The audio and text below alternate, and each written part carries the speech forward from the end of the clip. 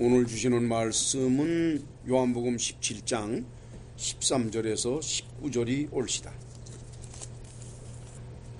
저와 함께 한 절씩 나누어 읽도록 하십니다. 지금 내가 아버지께로 가오니 내가 세상에서 이 말을 하옵는 것은 저희로 내 기쁨을 저희 안에 충만히 가지게 하려 함이니이다. 내가 아버지의 말씀을 저희에게 주시사 세상이 저희를 미워하였사오니 이는 내가 세상에 속하지 아니함 같이 저희도 세상에 속하지 아니함을 인함이니이다. 내가 비옵는 것은 저희를 세상에서 데려가시기를 위함이 아니요 오직 악에 빠지지 않게 보존하시기를 위함이니이다.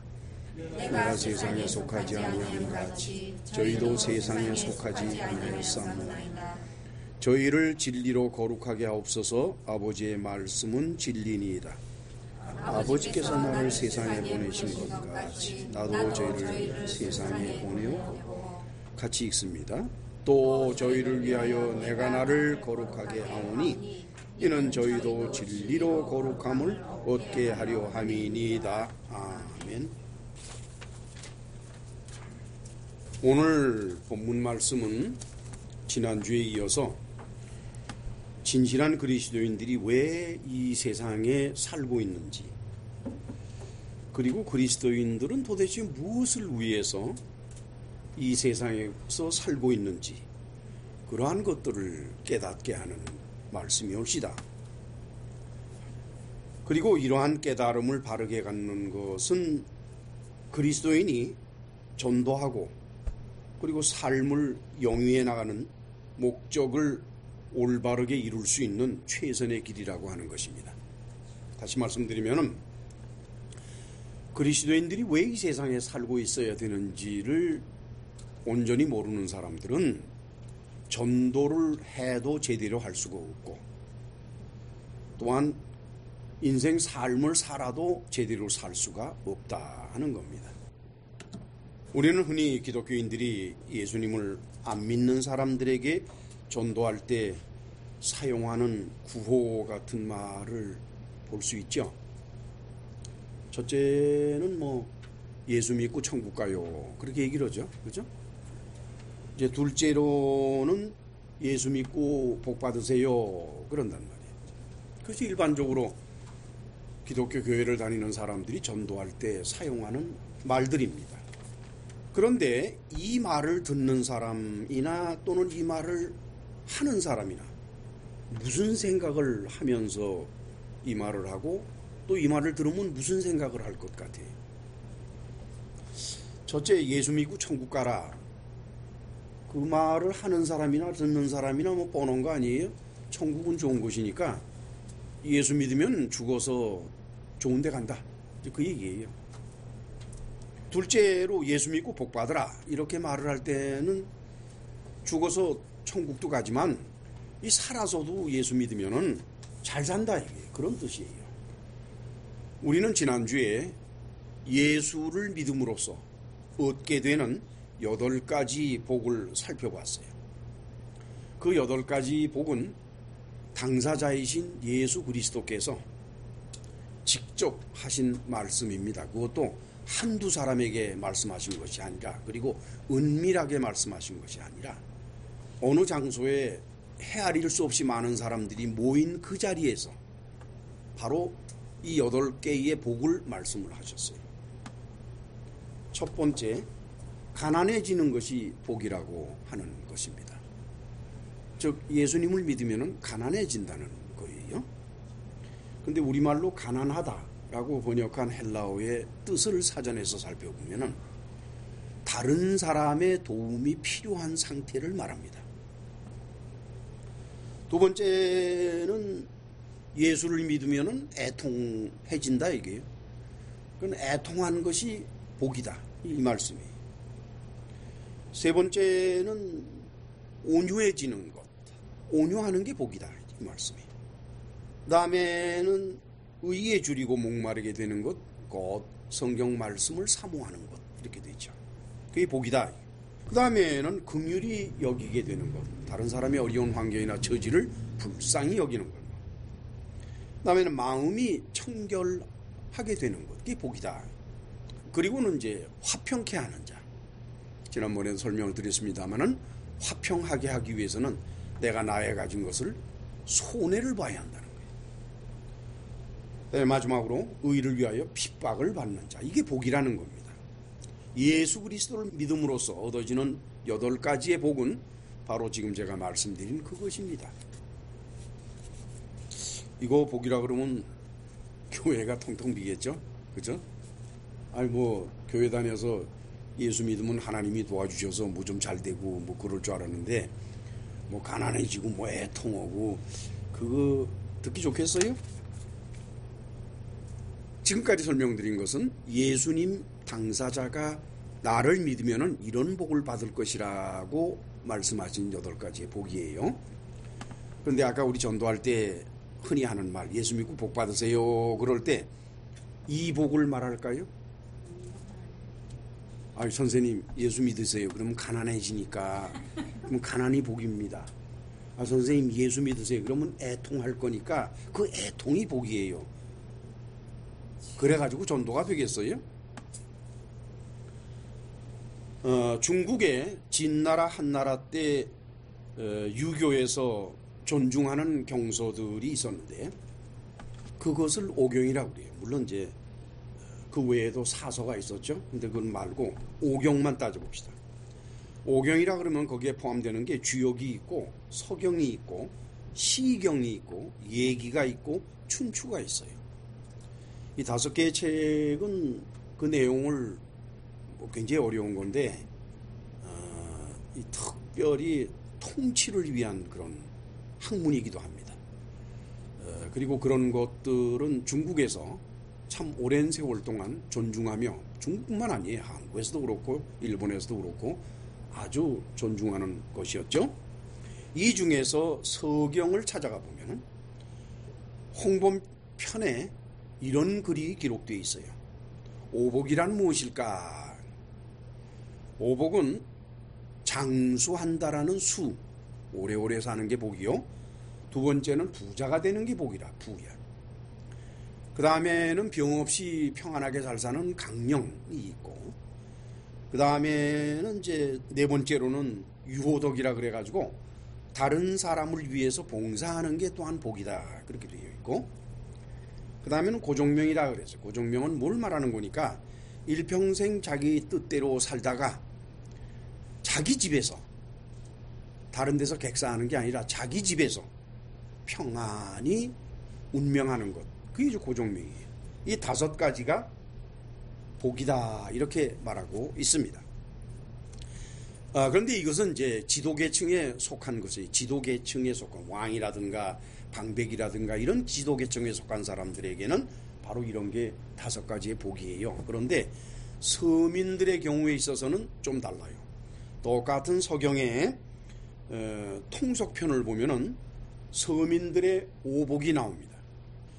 무슨 장수하는 거, 부자가 되는 것, 또 병 없이 건강하게 사는 강령, 이 3가지는 똑같아요. 그런데 지도계층 사람들에게 권했던 유호덕, 즉 다른 사람에게 덕을 베풀라고 하는 것은 무엇으로 바뀌는 거니? 귀해진다로 바뀌어야 돼요. 워낙 일반 천민들이나 서민들 이런 사람들은 워낙 힘들고 어렵게 살고 멸시받고 사니까 그 사람들의 꿈이 뭐예요? 귀해지는 거예요. 그렇기 때문에 귀하게 되는 게 복이다. 그 다음에는 세 번째 고종명이라. 그건 뭐 자기 집에서 일생을 평안히 잘 살다 죽는다. 그거야 돈 가진 사람들이나 부유한 사람들 또는 권력 있는 사람들이나 할 얘기지. 뭐 가난한 사람들, 힘들고 어려운 사람들은 자기 집에서 죽는 것도 복이지만은, 그러나 그보다 더 중요한 것은 뭐냐? 자손 중다다 이게. 자손을 많이 낳아야 된다 이게. 그저 없는 살림에는 그저 자손이 많아야 그 나가서 일해가지고 그래가지고 보는 거니까. 그리고 실제로 그렇잖아요. 고대 사회에서 보면은 뭐 가난한 사람들은 자식이 많은데 부유한 자들은 자식이 귀해요. 별로 없어요. 뭐 왕도 그렇고. 그렇죠? 아마도 전도하는 사람들이 예수 믿고 복 받으세요 하는 그 복은 예수님이 말씀하신 팔복이 아니라 바로 성경에 기록되어 있는 오복일 겁니다.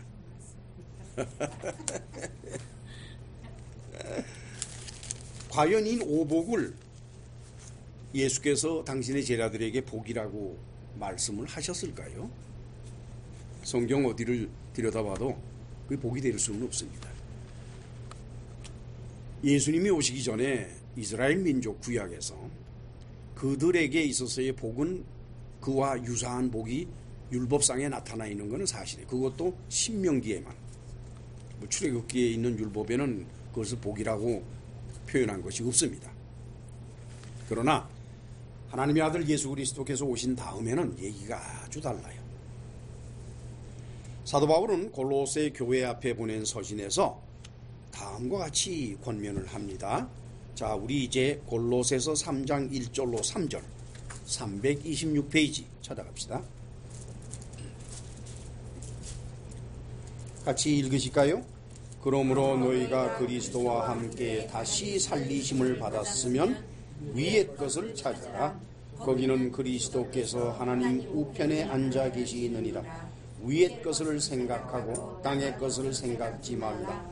이는 너희가 죽었고 너희 생명이 그리스도와 함께 하나님 안에 감추었음이니라. 사도 바울은 그래요. 그리스도인이라 그러면은 그들은 분명히 그 육신이 이 땅에서 살고 있는 것은 사실이다. 이게.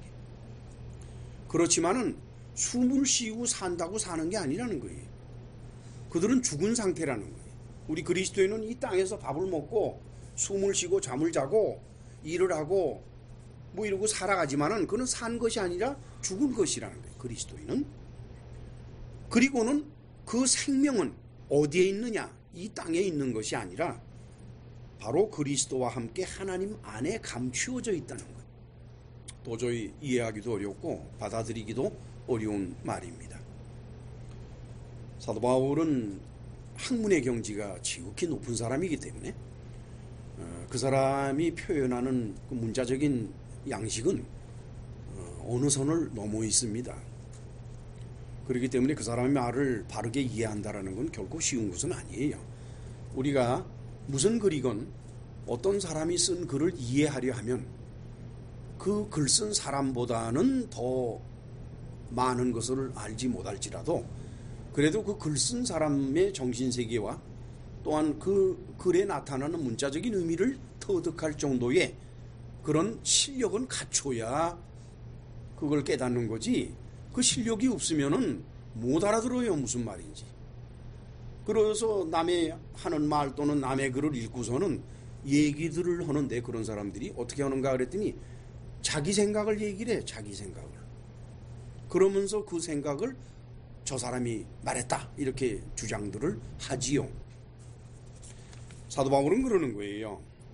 여러분들의 생명이 그리스도와 함께 하나님 안에 감추어 있으니까 이 땅에서 사는 것은 아니다. 그렇다 그러면은 우리가 이 땅에서 이 세상에서 살아갈 때 과연 땅의 것, 다시 말하면은 세상 삶에서 추구하는 5가지 오복, 그거를 생각하지 말라는 거예요. 그거를 생각하면은 그 사람은 그리스도 안에서 죽은 사람이 아니기 때문에 그건 그리스도인이 아니라는 거예요. 뭐 교회 다니고 예수 믿는다 그러고 신앙 고백하고 할렐루야 하고 찬송가 부르면 그리스도인입니까? 아니에요. 그럼 무엇을 생각하라는 것이냐? 위의 것을 생각하라는 것입니다. 아, 저는 위의 것을 매일같이 생각해요. 아, 그래요? 뭘 생각합니까? 천국 가는 거예요. 거기 가면 생명나무가 있고 생명수 강물이 있고, 이게 위의 것입니까? 아니에요, 여러분. 위의 것이라고 하는 것은 하나님 나라의 일입니다. 하나님의 일을 말하는 거예요. 자, 그럼 제가 지금 말씀드린 것처럼 전도한다? 예수 그리스도께서 말씀하신 팔복이나 전하고, 그리고 세상에서 잘 살고 장수하고 뭐 출세하고 이런 모든 것들은 그건 우리 그리스도인이 취할 것이 아니니까 그건 뭐 과감하게 버리고 그는 생하지도 말고 살아라라고 한다면은 교회에 사람이 모이겠어요? 안 모이겠어요? 아마 지극히 적은 숫자만, 오늘날 이렇게 많은 교회가 있는 것이 아니라 그저 교회가 어디에 있는지도 모를 정도로 조그만 교회들이 여기저기 흩어져 있고 아주 지극히 적은 수의 사람들만 모여서 신앙생활들을 하겠지요. 그렇지만 교회들은 양적으로 성장하기를 바랍니다. 즉 교인의 수가 많이 늘어나기를 바라요. 따라서 예수께서 말씀하신 팔복을 전했다가는 교회가 뭐 성장하기는커녕에 목사며 뭐 다 굶기 딱을 맞게 되잖아요. 그죠? 그러니까 목사가 굶지 않으려고 그러면 방법은 딱 하나예요. 밖에 나가서 일해야 돼요. 그러니까 예수님 말씀하시는 그대로 살아가려면은 목사건 장로건 부목사건 전도사건 없어요. 전부 다가 땀 흘려 일하고 그렇게 해서 겨우겨우 먹을 걸 구하고 그렇게 사는 거예요. 그런데 그렇게 하려고 하는 목사가 세상에 어디 있겠어요? 자, 그러면 그들이 어떻게 해야 되겠습니까? 예수님이 전하라고 하신 팔복 전했다가는 안 되겠죠? 그럼 어떻게 하면 되겠어요? 도리 없이 서경에서 전하는 오복을 전해야만 돼요. 오복을. 오늘날의 교회는 예수 그리스도의 교회가 아니에요. 공자님 서경의 교회야. 그걸 알아야 돼. 자, 그러면 이 사람들은 절대로 성경을 그대로 전할 수는 없어요. 그러니까 성경을 편집해야만 돼요. 즉 자기들이 전하고자 하는 것을 프로그램으로 짜가지고 그 프로그램에다가 성경 구절, 뭐 성경이 워낙 방대한 양이니까 거기서 그 각 주제에 필요한 성경 구절만 딱딱딱딱 따가지고 그래서 만들어서 그게 일종의 프로그램이란 말이에요. 뭐 그래가지고 사람들에게 전하면은 얼마나 결과가 좋겠어요. 그거 잘하면은 교회는 무지무지 커져요, 여러분. 선지자 에스겔은 하나님의 말씀을 인용해서 이런 사람들을 거짓 선지자라 그럽니다. 다 같이 우리 에스겔서 13장 19절을 찾아갑니다. 1167페이지 구약. 같이 읽어요. 너희가 두엉큼 보리와 두어 조각 떡을 위하여 나를 내 백성 가운데서 욕되게 하여 거짓말을 고지 듣는 내 백성에게 너희가 거짓말을 지어서 죽지 아니할 영혼을 죽이고 살지 못할 영혼을 살리는도다. 에이, 목사가 뭐 돈을 교회에서 받아야 뭐 얼마나 받겠어. 그래서 생활비 좀 받고 교통비 좀 받고 무슨 도서비 좀 받고, 물론 이제 아주 대형 교회는 얘기가 좀 다르긴 하지만 뭐 보통 교회들은 다 그래요. 그래서 에스겔은 그걸 뭐라 그래요? 두어 웅큼 보리와 두어 조각 떡이라 그러는 거예요. 그건 몇 푼 되지도 않는 거. 그거 좀 받아 먹으려고. 너희가 내 백성 앞에서 나를 욕되게 해? 그래, 나는 너희들에게 팔복을 가르쳤는데 아니 너희는 내가 가르쳤다 그러면서 오복을 가르치냐? 그러면 예수님 당사자가 욕되게 되는 것 아니에요. 그렇죠? 그러면서 뭐라 그러는 거니? 거짓말을 고지 듣는 내 백성에게. 기독교인들은 말이죠, 거짓말하면 그렇게 잘 들어. 진리를 말하고 사실을 말하면 화를 내고 외면들을 하는데 거짓말을 하면 그렇게 잘 들어. 교회를 대형화시키려면 목사는 거짓말을 잘해야 돼. 그래서 하나님께서 그러는 거예요. 너희가 거짓말을 고지 듣는 내 백성들에게 거짓말을 해. 그렇죠? 그리고 예수께서는 이러한 자들, 곧 교회 안에 있는 이 거짓말하는 거짓 선지자들로부터 우리들도 뭐라 그러는 거니까 너희 스스로 자신을 지키라는 거예요. 뭐 주여 지켜주시옵소서 그런 소리 하지 말고 너희 스스로 지키라. 만약에 너희가 그 거짓말하는 자들에게 빠져버리면은 그건 너희 책임이다. 하나님은 거기에 관여 안 하신다는 거예요. 다 같이 마태복음 24장 23절로 24절 같이 읽으실까요? 그때 사람이 너희에게 말하되 보라 그리스도가 여기 있다 혹 저기 있다 하여도 믿지 말라. 거짓 그리스도들과 거짓 선지자들이 일어나 큰 표적과 기사를 보이어 할 수만 있으면 택하신 자들도 미혹하게 하십니다. 보세요. 거짓 선지자들은 이것이 그리스도다라고 얘기를 해요. 그런데 그건 가짜예요. 그렇죠? 잘못된 거죠. 팔복을 전하지 않고 오복을 전하면서 그것이 그리스도의 말씀이라 그러면 그건 거짓말하는 거라고. 그거를 너희들이 분별하라는 겁니다. 왜냐? 그들은 할 수만 있으면은 택하심을 받은 자들까지 그냥 모조리 다 끌어내서 파멸에 집어넣으려고 하는 자들이기 때문에. 그리고 그들은 큰 표적과 기사를 보인다는 거예요. 보통 교회 안에서는 뭐 신유의 은사라든가 또는 놀라운 어떤 기적이 일어나면 다 하나님이 하시는 거라고들 다들 그러거든. 아니에요. 그 가운데 엄청나게 많은 것이 사단이 한 겁니다. 그러니 기적을 하나님이 하시는 것이 아님에도 불구하고 그 사단이 해주는 기적을 보이면서 교회를 크게 이끌어가고 또한 많은 사람을 끌어모으려고 하는 그 자들, 거기에 너무나도 많은 사람들은 혹하고 빠져요. 뭐라고 빠져요? 교회가 커지는 것은 하나님의 은혜로 이루어지는 거니까 교회가 클수록에 하나님의 은혜가 더 있다. 이래가지고 그리 모인단 말이에요. 그러니까 할 수만 있으면 택하심을 받은 자까지도 그리 다 끌어모으겠다. 예수님 뭐라고 그랬어요? 거기 속지 말고 거기 끼어들어가지 말라. 이게. 거기 나와라.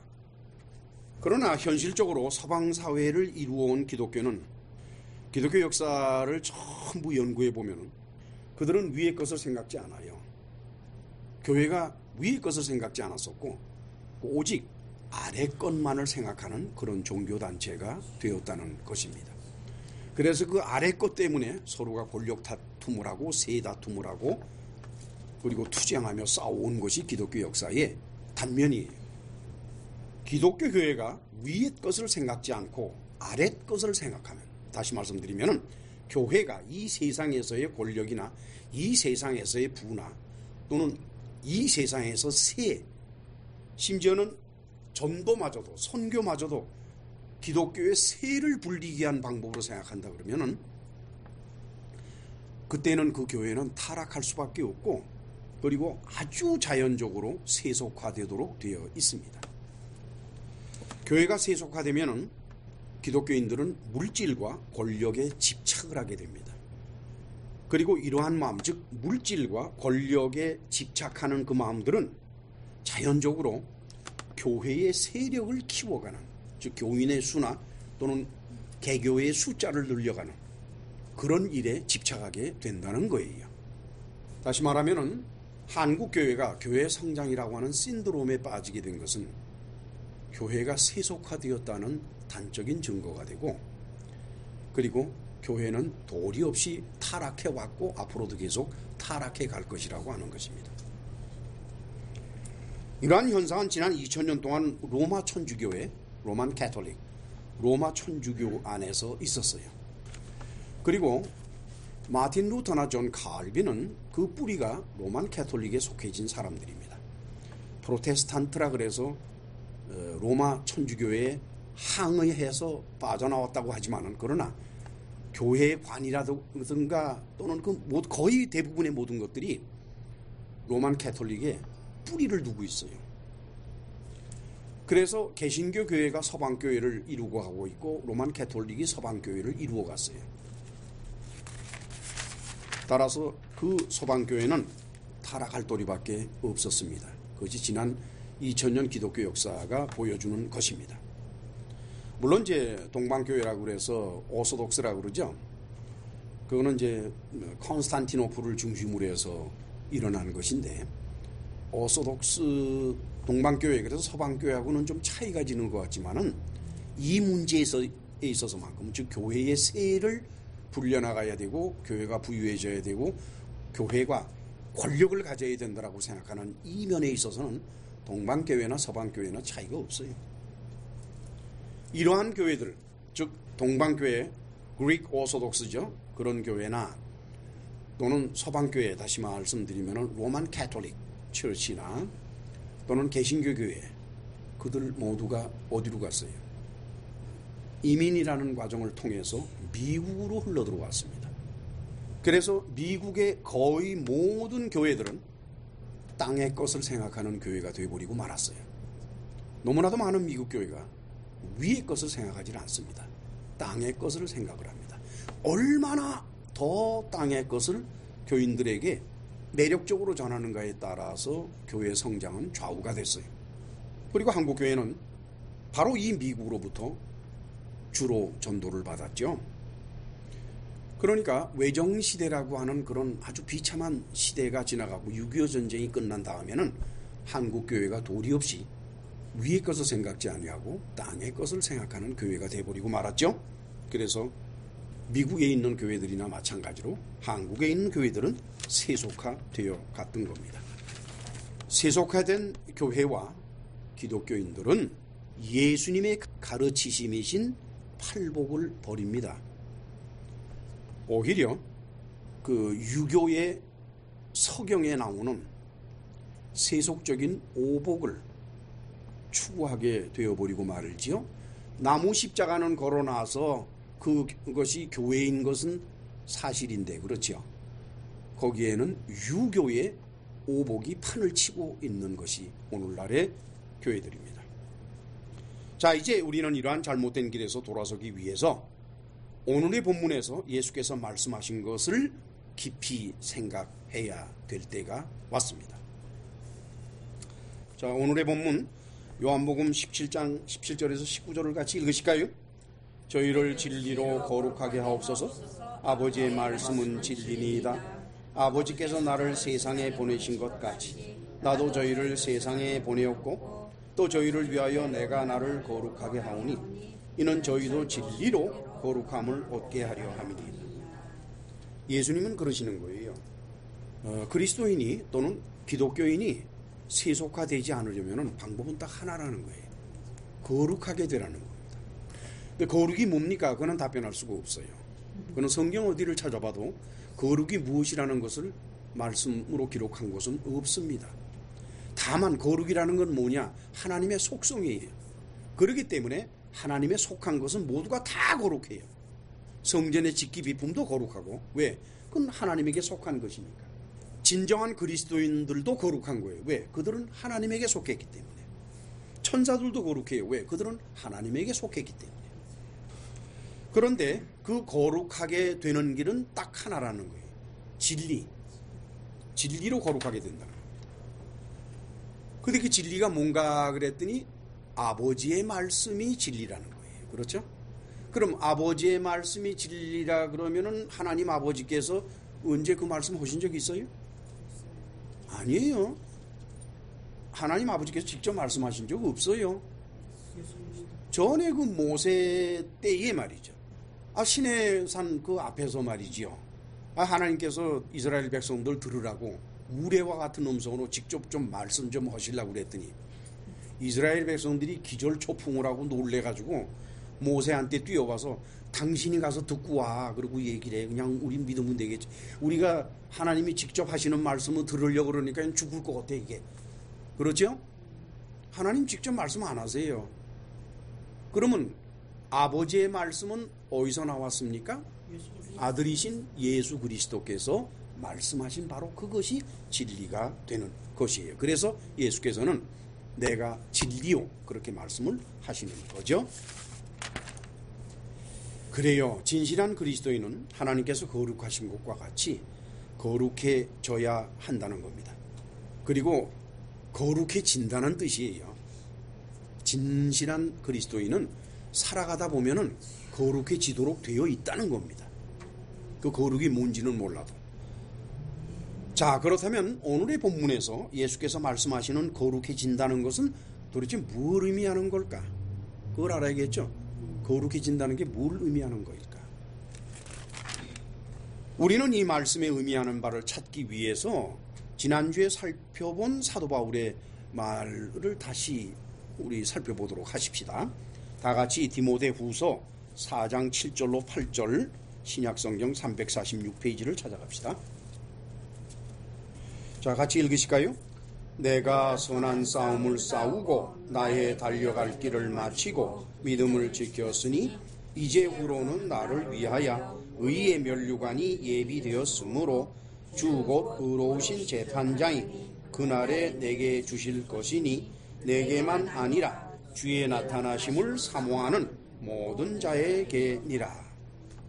선한 싸움을 싸운다는 얘기나 달려갈 길을 간다는 것이나 모두가 다 예수 그리스도의 일인데, 예수 그리스도께서 하시는 일에 우리 그리스도인들이 참여를 한다 그러면은 바로 그것이 선한 싸움이 되고 그것이 달려갈 길을 가는 것이라는 거예요.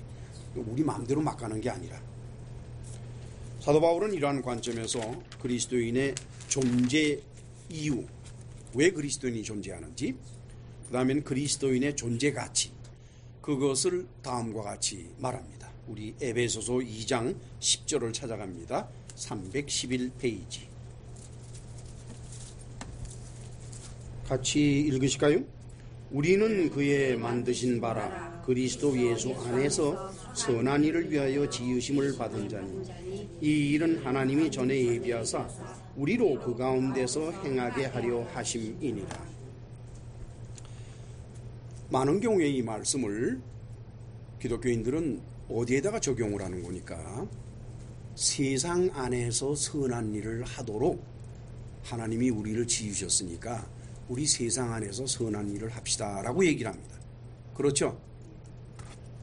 예수께서는 어떤 바리새인이 예수님한테 와서 선한 선생이요 라고 그러자 예수께서 뭐라고 말씀하시는 거니? 내가 왜 선하냐? 선한 이는 하나님뿐이다. 이렇게 말씀하신 적이 있어요. 인간의 육체를 가지고 이 세상에 살아가는 사람은 어느 누구도 선하지가 않다는 것이 예수님의 말씀. 선하지 않은 사람들이 사는 이곳에 선한 일이 있겠어요? 없어요. 그래서 에베소에 사도 바울이 우리는 선한 일을 위해서 지으심을 받았다라고 말하는 그 선한 일은 이 세상의 일도 아니고 이 땅의 일이 아니에요. 하늘의 일이에요. 하늘의 일. 그 하늘의 일을 하라고 하나님께서 우리를 만드셨다는 거예요. 자, 그렇다면 이 세상에서가 아니라 하나님에게 있어서 선한 일이 무엇일까? 우리는 요한계시록 21장 1절로 2절에서 그것을 찾게 됩니다. 요한계시록 21장 1절로 2절 신약성경 맨 끝이죠.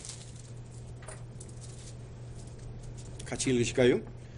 또 내가 새 하늘과 새 땅을 보니 처음 하늘과 처음 땅이 없어졌고 바다도 다시 있지 않더라. 또 내가 보매 거룩한 성 새 예루살렘이 하나님께로부터 하늘에서 내려오니 그 예비한 것이 신부가 남편을 위하여 단장한 것 같더라.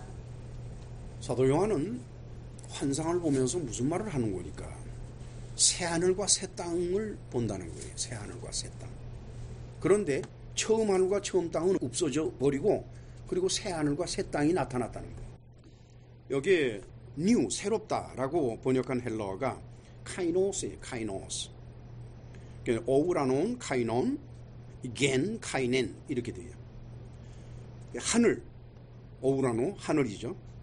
하늘인데 그 하늘이 카이노스한 하늘이고 겐, 땅인데 그 땅이 카이넨 하는 땅이다. 이게. 우리가 생각하기에 새롭다 그러면 new. 여러분 우리가 헌차 타고 다니다가 헌차 이제 처리하고 새 차 사면은 그 새 차라고 그러죠. 그렇죠? 그 뉴카. 맞아. 뉴카. 새 차라 그런단 말이에요. 그러면 그 새 차는 이 땅에 굴러다니는 차 아니에요. 그렇죠? 그러니까 뭐 차의 모양은 다르고 메이커도 다르고 연도도 다르지만은 차는 찬 거예요. 모양이 좀 다를 뿐이지. 그런데 헬라어에서 카이노스라고 하는 단어는 그런 게 아닙니다. being not previously present이에요. 예전에 있지 않던 걸 말해요. 우선 처음 하늘과 처음 땅은 창조 때 하나님이 지으신 겁니다. 그렇죠? 처음 하늘과 처음 땅은 창조 때 하나님이 지으신 거예요. 근데 새 하늘과 새 땅은 창조에 속한 것이 아닙니다. 창조하신 게 하나님이 창조해서 하신 것이 아니에요. 그 새 하늘과 새 땅은 옛날에는 없던 거라는 거예요. 다시 말하면 우리가 살아가는 이 세상에서는 존재하지 않던 건데 어딘지 모르겠지만은 거기서 온 겁니다. 자, 그러면 우리가 하나님이 창조하신 것이 뭡니까? 우주잖아요. 우주. 우주라는 게 뭡니까? 거대한 공간이에요. 거대한 공간에 수없이 많은 별들이 있는 겁니다. 그게 우주예요. 근데 아무리 공간이 크고 아무리 별이 많아도 그건 그냥 아무것도 아니에요. It is nothing. 그건 아무것도 아닌 거예요. 그게 우주예요. 자, 그렇다 그러면 새하늘과 새 땅은 우주 안에 있는 게 아닙니다. 우주 안에 있던 게 아니에요. 어디에? 우주 밖에. 하나님이 창조하신 우주 그 밖에. 그래서 요한은 환상을 보면서 뭐라 그러는 거니까 그거를 새 예루살렘 성이라고 그러면서 그게 하늘에서 내려온다 그랬어요. 그렇죠? 우주 밖에서 내려오는 거예요. 무슨 말씀인지 아시죠? 하나님은 영원에 계셨다고 그러죠. 어디서 오셨는지 어떻게 계셨는지 그건 우리가 알 도리가 없습니다.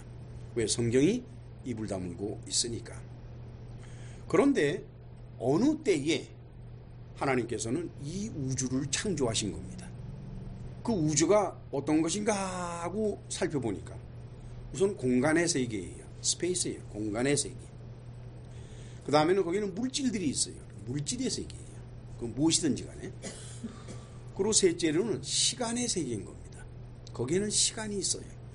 그게 뭐 라이트 이어라고 그래서 광년, 맥광년 하는 그런 단위가 될지라도 어쨌든 맥광년이든 1초든 간에 그 시간이잖아요. 그렇죠? 하나님께서 그걸 왜 창조하셨을까? 이건 아주 참 궁금합니다. 하나님께서 왜 갑자기 그냥 영원에 계시다가 뭐 때문에 우주 공간에다가 창조를 하셨을까? 우주는 물질의 상태예요, 공간의 상태예요, 3차원의 공간의 상태이기 때문에 푸뉴마, 영이 있을 곳이 못 됩니다. 거기는 영이 사는 곳이 아니에요. 우주는. 지구도 그렇고 우주도 그렇고 영이 사는 게 아니에요. 솔로몬 왕은 말이죠, 힘들여서 7년 동안 성전을 짓고 난 다음에 하나님 앞에 거대한 희생제사를 지내고 나서 기도하는데 그럽니다. 이 성전에 어떻게 하나님을 모실 수 있느냐고. 솔로몬은 알아요. 성전이라는 곳에 하나님이 계실 수 없다는 것을 솔로몬은 아주 잘 알고 있습니다. 그처럼 하나님은 물질 세계 속에 거하실 수가 없는 분이에요. 자, 그렇다 그러면은 당신이 살 수도 없는 곳을 왜 창조해 놓습니까? 뭐 우주를 창조했으면 하나님께서 거기서 뭐 하실 일이 있어야 될 거 아니? 근데 그 우주 안에는 하나님께서 하실 일이 없어요. 즉 공간의 세계, 물질의 세계, 시간의 세계는 푸뉴마, 영, 푸뉴마가 살 수 있는 곳이 아닙니다. 전에도 제가 한번 언급한 것으로 기억을 하는데 아마 하나님께서 이 온 우주를 창조하신 것은 하나님께서 얻고자 하시는 어떤 것이 있다 이런 얘기입니다. 목적 없이 어떤 일을 하시는 분이 아닙니다. 하나님께서는. 그저 뭐 한번 시험 삼아라든가 또는 재미로라든가 그런 분이 아니에요. 하나님은 무엇을 하시든지 간에 분명한 목적을 가지신 분입니다. 따라서 온 우주를 창조하셨다 그러면은 거기에는 분명히 하나님의 목적이 있을 것이라는 거예요. 그게 뭘까? 그것이 바로 다음 주에 강해될 내용 속에 나오는데, 당신과 하나가 될 수 있는 인간을 구하시기 위해서입니다. 하나님은 영이시죠. 푸뉴마란 말이에요. 그렇죠. 그럼 하나님과 하나가 되려면 어떻게 해요? 그 사람은, 그 인간은 영이 있어야 돼요. 영이 없는 인간은 하나님과 하나가 될 수가 없는 겁니다. 물론 이제 주전 428년부터 아마도 347년이라고 추측이 되는데, 그리스 철학자, 그 사람이 진짜 산문법을 말했는지는 모르겠어요. 그런데 이제 기독교 역사 중에 그 아폴리나리우스라고 하는 사람이 있는데, 그 사람은 사도 바울이 그 데살로니가 전서 5장 23절에서 말한 영혼 육에 대한 것을 바로 그 플라톤이, 그리스 철학자 플라톤이 말한 산문법이다 이렇게 주장을 합니다만은, 저는 그렇게 보고 싶지가 않아요. 오히려 플라톤의 철학을 바라보면은 육과 혼이 있고 영이라는 것을 푸뉴마로 보는 것이 아니라 누스로 봐요. 누스. 누스라고 하는 것은 한자로 했을 때 이제 순수 이성이라고 그러는데, 그렇게 이데아라고 그러잖아요. 이데아. 그렇게 이해되는 거지, 그것이 성경에서 말씀하고 있는 푸뉴마는 아닙니다. 놀라운 사실은 그리스 철학자들이 아리스토텔레스도 있고 그리고 이 플라톤도 있지만은, 이 사람들은 푸뉴마라는 단어를 성경, 신약 성경에서 뜻하는 푸뉴마로 쓰지를 않아요. 즉 그리스 철학자들은 예수 그리스도를 모르는 사람이라는 거예요. 그들이 어떤 철학의 체계를 세워놨어도 우리 그리스도인은 그걸 따라가면 안 돼요.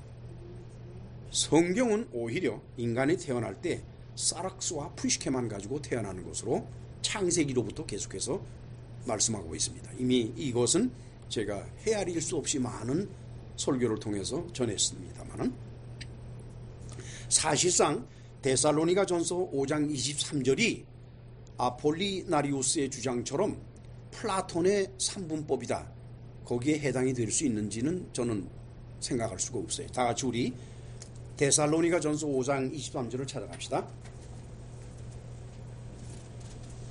같이 읽을까요? 평강의 하나님이 친히 너희로 온전히 거룩하게 하시고 또 너희 온 영과 혼과 몸이 우리 주 예수 그리스도 강림하실 때에 흠없게 보존되기를 원하노라. 자, 여기에 영과 혼과 육이라는 단어가 나왔죠. 중요한 것은 사도 바울이 이 데살로니가 전서를 누구한테 보냈습니까? 데살로니가 교회 앞으로 보냈어요. 그럼 데살로니가 교회 앞으로 보냈다 그러면 지금 바울이 상대하는 사람은 바로 그리스도인들이에요. 즉 하나님께로부터 영을 받은 사람들입니다. 그렇기 때문에 우리 주 예수 그리스도가 강림하실 때에, 즉 우리 주 예수 그리스도의 강림을 기다리는, 재림을 기다리는 사람들에게 썼으니까, 그렇다면 그 사람들은 당연히 하나님께로부터 푸뉴마를 받았고 영을 받았고, 당연히 혼은 태어날 때부터 있는 거니까 육도 그렇고, 그죠?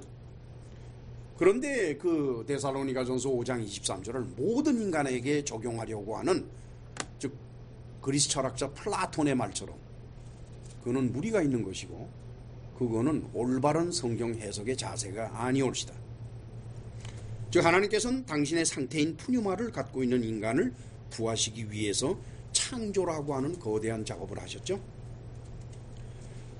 자, 인간이 태어날 때는 혼과 육으로만 태어나는데 어느 때에 성령 세례를 받음으로써 성령으로부터 영을 푸뉴마를 받게 된다. 자, 그러면은 혼과 육만 있던 인간에게 푸뉴마, 영이 들어갔다 그러면 어떤 상태가 될까? 그렇죠? 그 어떤 상태가 될까 궁금하지 않아요, 여러분? 만약에 저와 여러분들이 진실한 그리스도인들이라 그러면은 이미 우리에게는 영이 들어와 있어요. 근데 그게 어떤 상태냐 이게, 그렇죠? 참 하나님께서 하시는 일을 보면 참 재미있어요. 하나님께서는 그거를 이렇다라고 설명은 안 하시는데 보여는 주세요. 고린도전서 15장 20절로 24절을 찾아갑니다. 283페이지.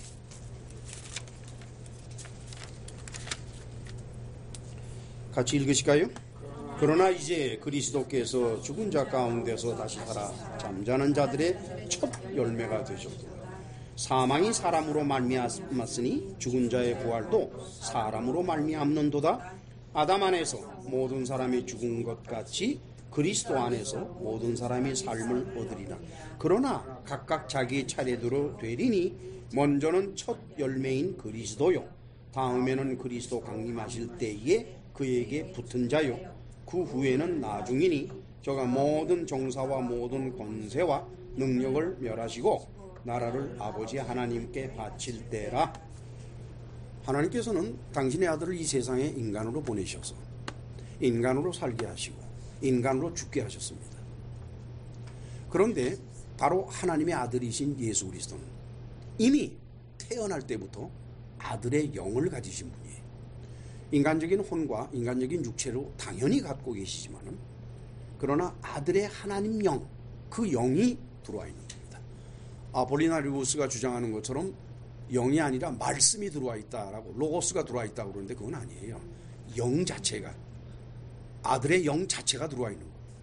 그런 상태로 있다가 인간으로서 죽잖아요. 누구나 다 죽으니까. 하나님의 아들도 죽어야 한단 말이에요. 인간으로서는. 그리고서는 죽은 상태에서 계속 있으면 해결이 안 나니까 부활을 시키셨어요.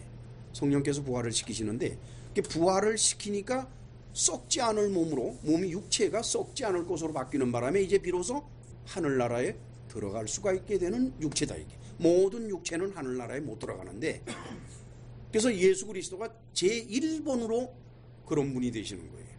따라서 여기 사도 바울이 말한 것처럼 첫 열매다. 이게 예수님은 첫 열매고 그 다음에 둘째 셋째 계속 나가는데 바로 우리들이 둘째고 셋째고 이렇게 되는 거예요. 그렇죠? 그러니까 우리 안에 들어와 있는 하나님이 주신 영과 혼과 육이 어떤 관계가 될 것이냐 하면은 예수 그리스도께서 되어 있는 상태하고 똑같이 된다는 거예요. 이게. 그것을 알려주기 위해서 또 그것을 만들어내기 위해서 당신 아들부터 시작을 시킨 겁니다. 모든 그리스도인들은 하나님께서 당신의 일을 위해서 선택하시는 겁니다. 이 세상의 일 때문에 선택하시는 게 아니에요. 사실상 이 세상의 일은 하나님이 손 안 대셔도 다 굴러가요. 악한 놈은 계속 악하고 어리석은 놈은 계속 어리석고 다 굴러가요. 무슨 말씀인지 아시지요? 그거 뭐 일일이 하나님께서 끼셔가지고 왼쪽으로 가라 오른쪽으로 가라 그럴 거 없어요.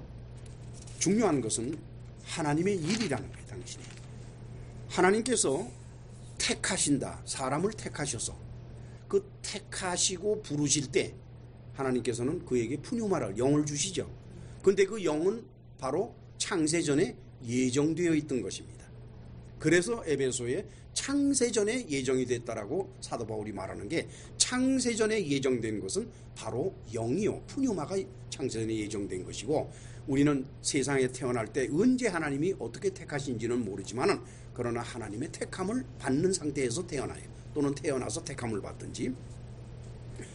근데 중요한 사실은 하나님이 쓰시는 일꾼들이라 그러면은 훈련이 돼 있어야 돼요. 아무나 데려다 씁니까? 훈련되어 있지 않은 사람 데려다 쓴다 그러면은 문제가 많아요. 하나님의 일은 이 세상의 일보다 더 힘들고 어려울 게입니다. 그렇다 그러면 우리가 이 세상에 살아갈 때도 무슨 일을 하려면 공부를 해야 되고 훈련을 받아야 되는데, 하물며 하나님의 일을 하는데 훈련 안 받고 되겠어요? 하나님의 택함을 받은 사람은 훈련을 받도록 되어 있습니다. 그 훈련은 두 가지로 분류가 돼요. 하나는 부르심을 받기 전에 받는 훈련이 있어요. 우리는 몰라요. 그거를 전혀 모르는데 지나간 세월을 돌이켜보니까 하나님께서 나를 이렇게 훈련시키셨구나 하는 거를 알게 돼. 그 다음에는 이제 성령 세례를 통해서 영을 받잖아요. 그게 부르심을 받는 장면이란 말이에요. 영을 받고 나면은 그 다음엔 계속해서 또 훈련이 있어요. 그게 어떤 상태의 훈련인지는 몰라도 그 훈련을 안팎으로 다 받아야만 되는 거예요. 그래가지고 이제 죽음이 도달을 하고 그러면서 훈련이 끝이 나서 하나님께서 당신의 일을 위해서 쓰실 아주 훌륭한 일꾼들이 된다는 겁니다. 예수 믿고 잘 먹고 잘 사는 게 아니라 예수 믿고 훈련을 받아야 돼. 예수 믿기 전에도 훈련을 받아야 되고. 그렇죠? 여러분 말이죠. 마태복음 20장 16절을 찾아가 볼까요? 마태복음 20장 16절, 그 유명한 포도원 비유입니다. 같이 읽으실까요? 이와 같이 나중된 자로서 먼저 되고 먼저 된 자로서 나중되리라. 먼저 된 자가 나중될 수도 있고 나중된 자가 먼저 될 수도 있다는 거예요. 그런데 이 놀라운 사실은 먼저라 그러면 프로토이, 그래서 the first예요. 첫 번째 된 자이고, 그 다음에 나중된다라고 우리말 번역된 것이 에스카토인데, 그 에스카토이는 last의 마지막이에요. 마지막. 그러니까 1번 타자로 된 사람이 꼴찌가 될 수도 있고 꼴찌로 된 사람이 1번 타자가 될 수도 있다는 얘기입니다. 왜 그런 줄 알아요? 1번 타자였던 사람이 꼴찌가 되는 경우에는 하나님께서 부르시기는 굉장히 빨리 부르셨는데 이 사람이 게을러서 또 하나님의 뜻을 헤아리지 못해서 아무리 훈련을 해도 이놈이 훈련을 안 하는 거예요. 그래가지고 긴 세월을 모태신앙, 긴 세월을 지내가지고 맨 끝막에 가서 됐는데 꼴찌야. 근데 그런가 하면은 부르기는 굉장히 늦게 불렀는데 부르시기 이전에 이미 엄청난 훈련을 받은 거예요. 인생살이에서 뭐 엄청난 훈련을 받았기 때문에 그 사람을 불러놓으니까 그 다음에 조금만 추가적으로 더 가르치면은 훌륭한 일꾼이 돼요. 그래서 마지막에 부른 자가 첫 번째 부른 자가 됐더라는 그 뜻이 바로 이겁니다. 하나님께서는 당신이 창세 전에 예정하신 자들, 푸뉴마로서 그런 자들에 대해서 첫째 세상에 인간으로 태어나게 합니다. 그때에는 이제 푸뉴마는 거기에 해당이 안 되고 푸시케 혼과 사락스 육체만 있게 되죠. 그리고는 하나님의 택하심이 그 태어나기 전부터 있었는지, 물론 이제 사도 바울은 모태에서 자기를 이렇게 택했다라고 그러는데 모태에서 택한 사람도 있을 것이고 태어난 후에 택한 사람도 있을 겁니다. 저는 모두가 다 모태에서 선택하셨다고 보기가 참 힘들어요. 우리의 인생을 돌이켜보면 뭐 사도 바울과 같이 특수한 사람들이야 그럴 수도 있겠지만은 저 같은 사람이 어떻게 뭐 그렇게 되겠어요? 택하신 다음에는 그 사람이 세상에 태어나면 훈련을 시켜요. 그 인생이 고달픈 거예요. 훈련은 고달픈 인생 속에서 되는 거지 뭐 좋고 뭐 이런 데서 훈련 안 돼요. 그 다음에는 때가 되면은 하나님께서 그를 부르십니다. 그래서는 그에게 푸뉴마를 주세요. 위로부터 거듭나도록 푸뉴마를 주십니다. 그리고는 계속해서 훈련을 시키세요. 그 다음에는 이제 죽고 나면은 이미 그 사람은 하나님의 일을 하도록 훈련이 다 끝난 사람이기 때문에 우리가 생각하기에는 아마 그런 상태에서 그 사람이 영을 받았으니까 음부로 들어가지 않고 천국 하나님의 나라로 곧장 갔을 것이다. 우리는 그렇게 생각을 합니다. 그 다음에는 이제 때가 되면은 종말 때가 마지막 때가 되면은 부활을 시키죠. 그래서 썩지 않는 몸을 갖게 되니까 전체적으로 푸뉴마 영을 가진 것과 푸시케 혼이 있는 것과 그다음에 썩지 않은 소마 육체를 가진 것으로 봤을 때 그 상태는 하나님의 아들 예수 그리스도와 똑같은 상태가 돼. 그래서 우리 진실한 그리스도인들이 이 세상에 살면서 달려갈 길은 바로 우리 각 사람에게 주어진 훈련이라는 거예요. 그 훈련은 다 똑같지가 않아요. 다 달라요. 바울이 뭐라 그래요? 우리는 서로 다른 지체라 그러잖아요. 그렇죠? 고린도전서 12장 12절에서 우리는 서로 다 다른 그리스도의 지체라는 거예요. 그러니까 지체마다 서로 맡은 역할이 다르기 때문에 그러니까 우리 받는 훈련도 다 종류가 달라요. 진실한 그리스도인들의 달려갈 길은 이 세상에서 선한 싸움을 하게 되는 것이죠. 선한 싸움에 대해서는 지난주에 우리가 살펴봤죠. 예수 그리스도가 말씀하시는 팔복을 누리는 것입니다. 마지 못해 겪는 게 아니라 누리는 거예요. 여러분, 가난이라는 거는 힘들고 어려운 거는 사실이에요. 그러나 가난도 몸에 익으면은 그거 견딜만 해요. 뭐 그렇게 나쁜 거 아닙니다. 그렇죠? 애통하는 것도 처음 애통하면은 뭐 오간장이 끊어지고 문제가 많을 것 같지만 그 애통도 여러 번 오면 그거 뭐 견딜만 해요. 또 쓸만하고. 아시겠죠? 그 이 세상에 살면서 감옥 들어가는 것도 똑같아. 감옥 들어가면 큰일 날 것 같지만 들어가 보려니까 거도 사람 사는 데야, 감옥도. 그죠? 가난과 애통과 온유함과 남을 긍휼히 여기는 것, 의에 줄이고 목마르는 것, 청결한 마음, 의를 위해 받는 핍박, 이 팔복을 누리면서 우리는 살아갈 때 바로 선한 싸움을 싸울 수가 있고, 그게 달려갈 길이라는 게, 그건 자연적으로 고난 속에서 사는 거죠. 이제 예수께서는 우리가 이 고난을 이겨나갈 수 있도록 도와주시기를 원하십니다. 고난이 닥쳤을 때 그거를 잘 감당할 수 있는 사람은 괜찮은데, 만약에 그것을 감당할 수 없다 그러면 어떻게 되겠어요? 뭐 훈련 받을래다가 뭐 목 매달 일이 있습니까? 그렇지요? 다 같이 오늘의 본문 요한복음 17장 13절을 읽도록 해요. 지금 내가 아버지께로 가오니 내가 세상에서 이 말을 하옵는 것은 저희로 내 기쁨을 저희 안에 충만히 가지게 하려 함이니이다. 예수께서는 당신이 아버지께로 가는 이 마당에 지금 우리가 살펴본, 지난주부터 우리가 계속해서 살펴보고 있는 이 말씀을 하신다는 거예요. 그럼 왜 그 말씀을 하시나 그랬더니 당신의 기쁨을 제자들에게 주시기 위해서라는 거예요. 예수 그리스도의 기쁨은 세상에서의 기쁨이 아닙니다. 세상에서의 기쁨이 아니에요.